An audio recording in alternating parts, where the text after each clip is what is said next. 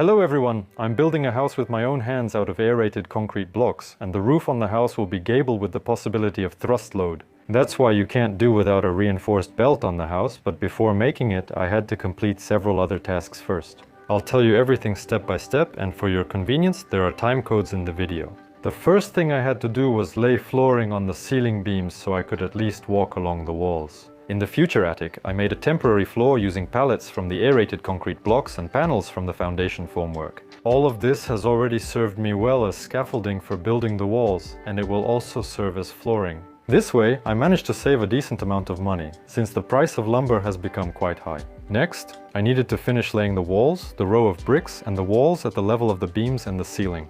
I used adhesive, and I saw this kind of tool for laying aerated concrete blocks on YouTube. In the video, everything looks quite impressive, and I got curious to try this thing out myself. You can assemble this tool in just 10 minutes, but the result wasn't very good. Even when using this tool, you still need some skill. It's impossible to make everything even and neat right away, and even when working with just a spatula, after a couple of rows, you start to understand how much mortar you need to apply to the wall so that it spreads smoothly without spilling and everything turns out even and neat. Also, this tool is only really useful when working with straight, long walls without any openings. So I put that thing aside and finished the row with glue as usual and didn't experiment any further. Since I was still laying most blocks with foam, I again appreciated its convenience for aerated concrete blocks, especially for the upper rows.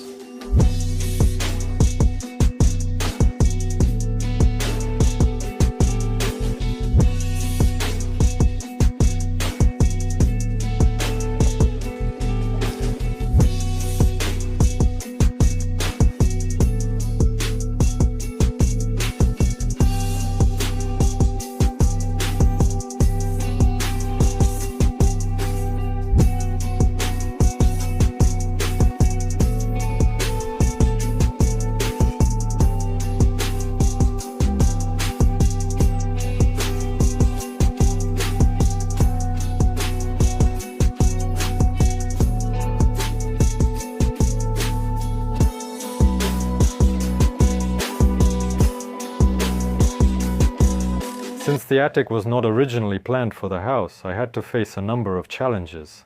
All of them stemmed from the fact that, first of all, I wanted to preserve the appearance of the house, and secondly, to spend as little money as possible. In the original version, the ceiling height under the roof would have been too low, so to add the attic, I made a compromise decision to raise the walls by 2 additional rows and increase the roof pitch from 22 to 26 degrees. This way, the ceiling height in the attic turned out to be acceptable, and the appearance wasn't completely lost. Approximately, this is how my house will look from the outside with the attic taken into account. I already had experience pouring concrete into U-blocks, and if the attic had been included in the original design, I would have poured the reinforced belt into U-blocks, because it's very convenient. The attic wasn't included, and there were no U-blocks for the reinforced belt. I didn't buy extras. Here, everything is about money. I could have poured the reinforced belt without extra cost since the U-block with an insert forms it. Otherwise, it would have been expensive. The house partitions will also be made of aerated concrete, purchased along with the wall blocks. The staircase to the attic also made its own adjustments, so some of the blocks in the partition turned out to be unnecessary, and I decided to use these blocks to lay the outer part of the wall to form the reinforced belt. The blocks had been lying outside for almost a year, and a funny thing happened. They stuck together, and I had to separate them with an axe. This didn't happen with the wall blocks, which were kept in the same conditions. The thin blocks were made of aerated concrete D500 and were 100 mm thick. I set the blocks the same way with foam.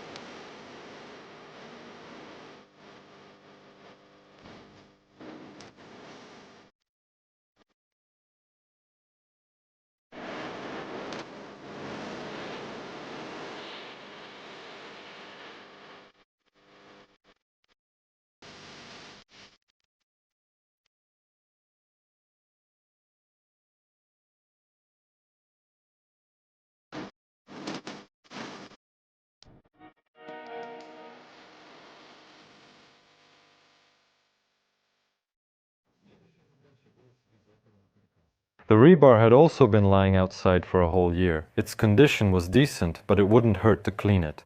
After laying the rods in a row, I cleaned them pretty quickly using a screwdriver. For the reinforcement frame, I used 4 rods of 12mm rebar. I bent the ties from 8mm rebar, all on the same wooden jig I used to bend the rebar for the foundation. I assembled the reinforcement frame on site to avoid carrying it to the second floor later. Since the house is about 7.5 meters and the rebar needed to be joined, I overlapped the rebar rods. By 40 diameters, which in my case is about half a meter, the corners also extended outwards by half a meter.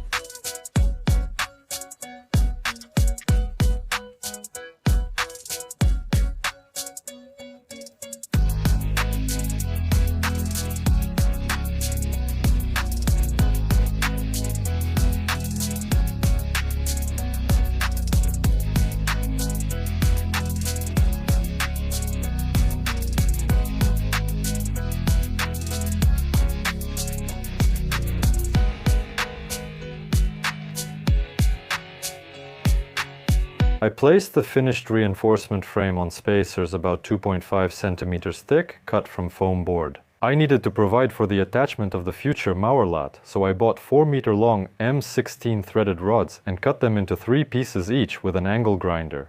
So, each rod turned out to be about 33 centimeters long, 20 centimeters will be embedded in the concrete, 10 centimeters for the Mauerlat, and about a centimeter left over. To tighten the nut, I attached the rods to the rebar frame clamps with binding wire, and to make sure the rod doesn't get pulled out of the concrete, you can screw a nut onto the bottom beforehand. Another thing to note is that the rod shouldn't end up where the rafters rest. As you can see, these rods are a bit uneven, but it didn't cause any problems when installing the Mauerlat. Now it was possible to start the formwork. As formwork for the reinforced belt, I used 2 boards, 100 by 25 millimeters specifically so that the top edge of the formwork would be the top edge of the reinforced belt. For convenience during pouring, I connected them with these crossbars so that later I could use them to secure the formwork panels to the wall. I was fortunate with the board geometry, so there were no gaps between the boards or between the board and the aerated concrete block, and I didn't need to seal anything. I placed the panels with the board edge against the wall, then secured the crossbars. One of the disadvantages of aerated concrete blocks in general, and D300 blocks in particular, is that fasteners don't hold in them. That's why I had to screw the formwork panels in with 130 mm screws. And since the boards for the formwork were delivered, I was in a big hurry and just fastened the panels with a single screw and then completely forgot about it.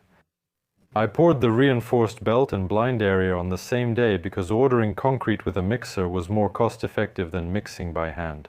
I soaked all the aerated concrete blocks with water before pouring. This prevents the blocks from absorbing water from the concrete and helps keep it from cracking. I built a container from boards, plastic film, and aerated concrete blocks to receive the concrete, which the mixer poured in. My friends and I then carried it in buckets to the second floor. The volume of concrete for the reinforced belt was about 1 cubic meter, and I ordered B2 grade concrete to be continued, subtitles by Dimatorsok.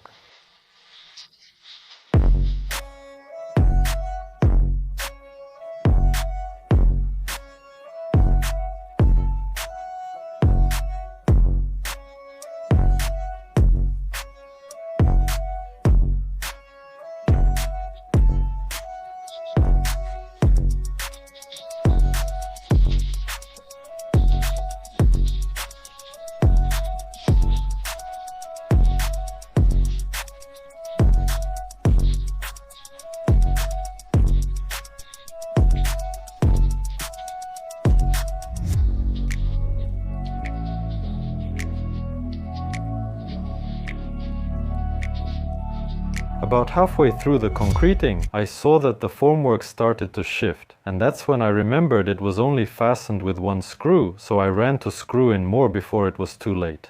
As a result, in the middle of two walls, the formwork bulged out by 2 and 1/8 inches. A more reliable formwork fastening is needed than what I had, and it would have been better to add crossbars from the panel to the outer edge of the wall. The reinforced belt turned out a bit uneven, but in my case that's not a big deal. We finished pouring the reinforced belt in about an hour and a half. For the next few days, I came to the construction site to water the concrete. I didn't cover it with plastic film because the forecast predicted cloudy weather with rain. About a week later, I removed the formwork. I tried very carefully to probe the concrete. This time I didn't rent a vibrator, and as it turned out, that was a mistake. For the most part, everything turned out well, but there are a couple of spots like this and one real flaw where you can even see the rebar, so it's better to make the reinforcement belt using plastic. Another nuance is that, in theory, I end up with insufficient thermal resistance in the wall where the reinforcement belt is. Ideally, I should have put extruded insulation between the concrete and the aerated block, but the 30 centimeters of wall thickness aren't flexible and you just can't fit everything in there. So I decided to do it the way I did. It won't have a significant impact on the operation of the house.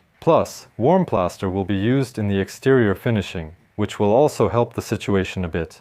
Now, about the money. The cost of the thermal belt was a little over 23,000 rubles. In terms of labor, it took 27 man-hours, and so far we've already spent almost 1,200,000. But that's taking into account that all the materials for the roof have been purchased. Next I started installing the Mauerlatt, which I'll talk about in the next video. So subscribe to the channel so you don't miss it. If you have any questions, feel free to leave them in the comments. Wishing you all the best, and see you next time.